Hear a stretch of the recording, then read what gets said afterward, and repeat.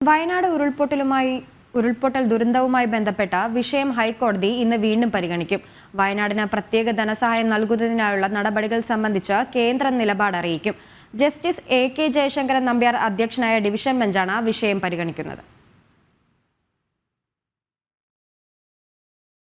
വയനാട് ദുരന്തം ഏത് വിഭാഗത്തിൽപ്പെടുന്നുവെന്നത് സംബന്ധിച്ച് ഉന്നതതല സമിതി തീരുമാനമെടുക്കുമെന്ന് കഴിഞ്ഞയാഴ്ച ഹൈക്കോടതിയിൽ കേന്ദ്രം അറിയിച്ചിരുന്നു.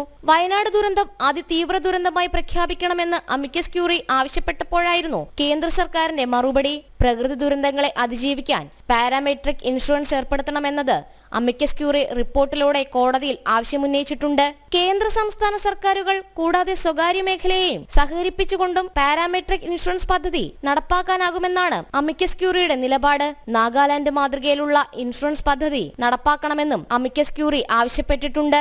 ജസ്റ്റിസ് AK ജയശങ്കരൻ നമ്പ്യാർ അധ്യക്ഷനായ ഡിവിഷൻ ബെഞ്ചാണ് വയനാട് ഉരുൾപൊട്ടൽ ദുരന്തവുമായി ബന്ധപ്പെട്ട വിഷയം പരിഗണിക്കുന്നത്. കേരളത്തിന് പ്രത്യേക ധനസഹായം അനുവദിക്കുന്നതിനായുള്ള നടപടികൾ പുരോഗമിക്കുന്നതായി കേന്ദ്ര സർക്കാർ കോടതിയെ നേരത്തെ തന്നെ അറിയിച്ചിട്ടുണ്ട്.